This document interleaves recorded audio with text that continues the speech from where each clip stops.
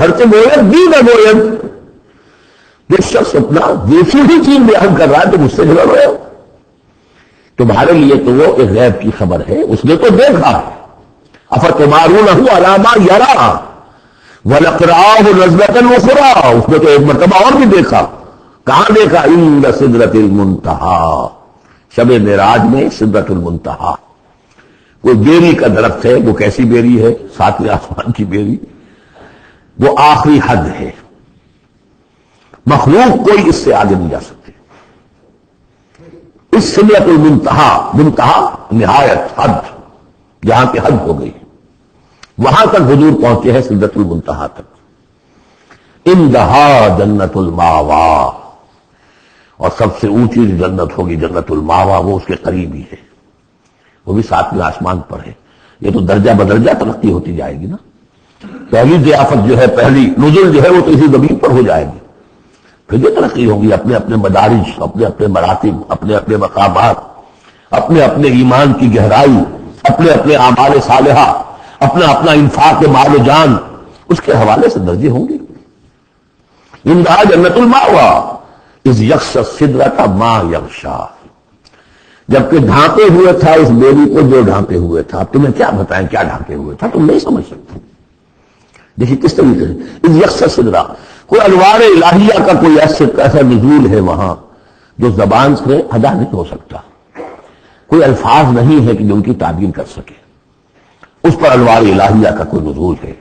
اذ یغشی السدرۃ ما یغشی، جبکہ چھایا ہوا تھا اس بیری کے اوپر جو چھایا ہوا تھا، جبکہ ڈھانپا ہوا تھا اس بیری کو جس میں ڈھانپا ہوا تھا. ما زاغ البصر وما طغی، نبی کی آنکھ اس وقت نہ کج ہوئی نہ حد سے بڑھی. یہ دو انتہائیں ہوتی ہیں. ایک تو یہ کہ آپ کسی انٹینس لائٹ کو فیس نہ کر سکے تو نگاہ ہٹائیں گے، آپ یہ جھپک لیں گے، فیس نہیں کر سکتے اگر آپ میں ہمت نہیں، استعداد نہیں. نبی کا ظرف اتنا تھا کہ ان انوار الہیہ کا براہ راست مشاہدہ کیا ہے، اور نگاہ آپ کو ادھر ادھر کرنے کی ضرورت پیش نہیں آئی. لیکن تہاں ایک حد ادب بھی ہوتا ہے جس سے آگے انسان کو نہیں جانا چاہیے. نگاہ جو ہے اس نے بے ادبی کی روش بھی اختیار نہ کی. علامہ اقبال نے، واقعہ یہ کہ اس آیت کو میں نے سمجھا علامہ اقبال کے ایک شعر سے، اور اکثر و بیشتر لوگ نہیں سمجھ سکے اس آیت کو.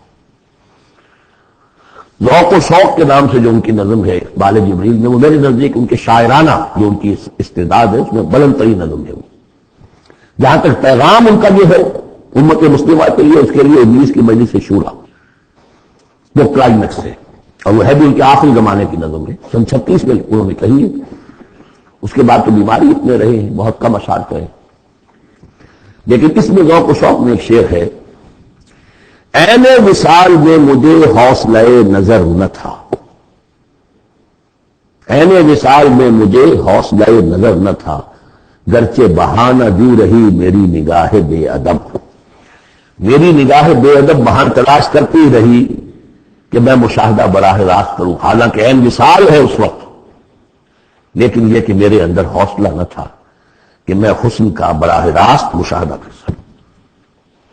عین وصال میں مجھے حوصلہ نظر نہ تھا، گرچہ بہانہ جو رہی میری نگاہ بے ادب. یہاں ان دونوں چیزوں کے برعکس بات ہے جو اقبال اپنے بارے میں کہہ رہا ہے. میں تو بے ادب بھی ہوں، اور میں تو چاہتا تھا کسی طریقے سے حد ادب سے تجاوز کر کے دیکھوں، لیکن میرے اندر تو حوصلہ نہیں تھا. محمد میں وہ حوصلہ تھا، دیکھا ہے، براہ راست دیکھا ہے، نگاہ جما کر دیکھا ہے، لیکن ایک حد سے تجاوز نہیں کیا، حد ادب کے اندر رہے. ما زاغ البصر وما طغى لقد رأى من آیات ربہ الکبریٰ، دیکھا انہوں نے اپنے رب کی عظیم ترین آیات کو. اب وہاں جا کر جو مشاہدہ ہوا ہے وہ تو اللہ کی عظیم ترین آیات کا ہے.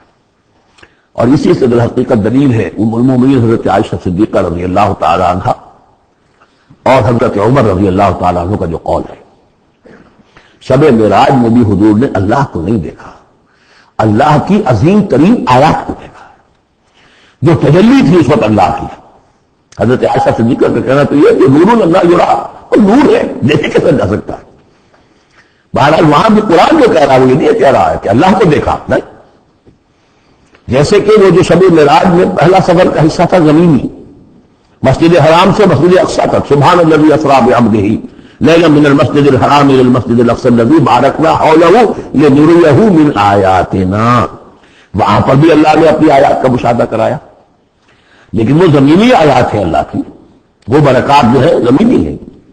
یہ تجلی جو ہو رہی ہے یہ ہو رہی ہے سدرۃ المنتہا پر، آخری حد ہے، مخلوق کی آخری حد ہے، اس سے آگے کئی حرم ہے، حریم ذات ہے اللہ کی، جس میں کسی غیر کا کوئی دخل ممکن نہیں۔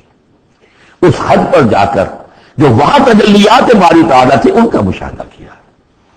لقد رأى من آیات ربکم افرأیتم اللات والعزی، اب یہاں مضامین وہی شروع ہو گئے ہیں جو مکی صورتوں کے ہیں۔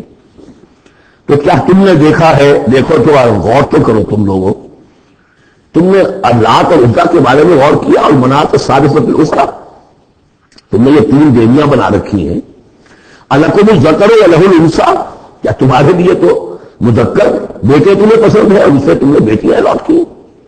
تلک اذا قسمۃ ضیزی، یہ تو بڑی گونڈی تقسیم ہے جو تم نے کی ہے، کہ خود اپنے لیے بیٹے پسند ہے، اللہ کو الاٹ بھی کیے تو بیٹیاں، اور ان کی حقیقت کوئی ہے ہی نہیں۔ ان ہی الا اسماء سمیتموها انتم وآباؤکم، یہ کچھ نہیں ہے سوائے اس کے کچھ نام ہیں جو دھر لیے ہیں تم نے اور تمہارے آباء و اجداد نے، ما انزل اللہ بہا من سلطان، اللہ نے ان کے لیے کوئی سند نہیں اتاری۔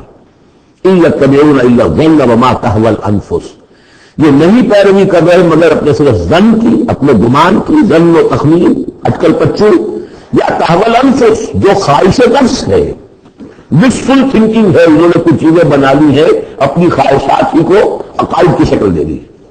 وَلَقَدْ جَاءَهُم مِّن رَّبِّهِمُ الْهُدَىٰ، جبکہ ان بدبختوں کے پاس ان کے رب کی طرف سے یہ الہدا آ گیا، قرآن آ گیا، محمد آ گئے۔ ام للانسان ما تمنا، کیا انسان کو مل جائے گا جس کی وہ آرزو کرتا ہے؟ فللہ الآخرۃ والأولیٰ، آخرہ اور اولا، اولا دنیا، سب اگلا پچھلا، آخرہ اور دنیا سب کا اختیار مطلق اللہ کے ہاتھ میں۔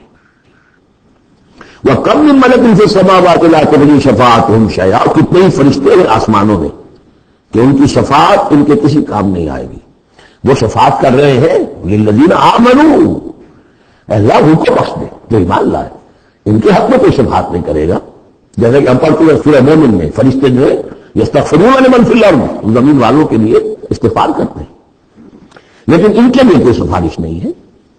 لا تغنی شفاعتهم شیئا الا من بعد ان یأذن اللہ لمن یشاء ویرضی، وہ تو جس کے لیے اللہ اجازت دے گا چاہے گا اس کو اجازت ہوگی تو اس کو فائدہ پہنچے گا۔ ان الذین لا یؤمنون بالآخرۃ لیسمون الملائکۃ تسمیۃ الانثی، یہ لوگ جو آخرت